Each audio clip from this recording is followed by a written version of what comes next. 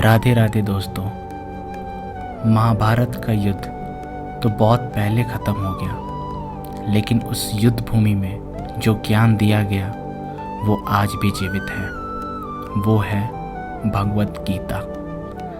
आज मैं आपको गीता की भूमिका यानी शुरुआत समझाने आया हूँ। गीता को शुरू करने से पहले जानना ज़रूरी है कि इसमें छिपा संदेश हमारे जीवन के लिए क्यों इतना महत्वपूर्ण है। भूमिका का उद्देश्य, हर किताब की एक भूमिका होती है ताकि हमें पता चले कि इसमें हमें क्या मिलने वाला है। गीता की भूमिका हमें ये बताती है भगवान ने अर्जुन को क्यों उपदेश दिया, हमें गीता क्यों पढ़नी चाहिए, और गीता सिर्फ शास्त्र नहीं बल्कि जीवन जीने का तरीका क्यों है। आप देखिए, जब हम किसी गुरु या शिक्षक से कुछ सीखते हैं तो हम पहले उन्हें प्रणाम करते हैं। गीता में भी यही परंपरा है। पहले गुरु और भगवान को प्रणाम, फिर ज्ञान की शुरुआत। यही विनम्रता गीता को सुनने के लिए ज़रूरी है। दोस्तों, गीता को वेदों और उपनिषदों का सार कहा गया है। अगर वेद एक विशाल समुद्र है तो गीता उस समुद्र का निचोड़ है। जैसे दवा के साथ एक पर्ची आती है कि इसे कैसे लेना है, उसी तरह गीता जीवन की पर्ची है। अगर हमें जीवन में बार बार ये सवाल आता है कि मैं कौन हूँ, मुझे क्या करना चाहिए, सही रास्ता कौन सा है, तो इन सब का जवाब गीता में मिलता है। और मज़े की बात यह है कि गीता सिर्फ साधु संतों के लिए नहीं बल्कि हर इंसान के लिए है। विद्यार्थी, व्यापारी, गृहस्थ, साधक, सब के लिए। गीता की सबसे खूबसूरत बात यह है कि ज्ञान अर्जुन को युद्ध भूमि में मिला। मतलब सोचिए, युद्ध का शोर, चिंता, भ्रम, और वहीं भगवान कृष्ण ने अर्जुन को शांत करके गीता सुनाई। ये हमें ये सिखाता है कि असली जीवन का युद्ध भी बाहर नहीं बल्कि हमारे अंदर है। कभी मोह हमें खींच लेता है, कभी संशय रोक लेता है, कभी डर हावी हो जाता है। अर्जुन भी इन्हीं सवालों में उलझा था। क्या मैं युद्ध करूं? क्या अपने ही रिश्तेदारों से लड़ना सही है? और तब भगवान श्री कृष्ण ने कहा, अर्जुन, तुम्हें कर्म करना है, लेकिन फल की चिंता मुझे सौंप दो। यही है गीता का रहस्य। कर्म करो, लेकिन भक्ति और समर्पण के साथ।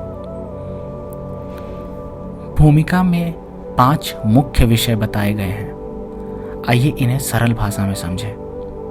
पहला है ईश्वर यानी भगवान, जो सबके नियंता हैं। दूसरा जीव यानी कि हम आत्माएं, हम शरीर नहीं आत्मा है। तीसरा है प्राकृतिक यानी संसार, ये भगवान की शक्ति है लेकिन अस्थायी है। चौथा है काल यानी समय, सबसे बड़ा शिक्षक, सबसे बड़ा नियंत्रक। पांचवा है कर्म यानी कर्तव्य, हर किसी को कर्म करना ही है लेकिन फल भगवान को अर्पित करना चाहिए।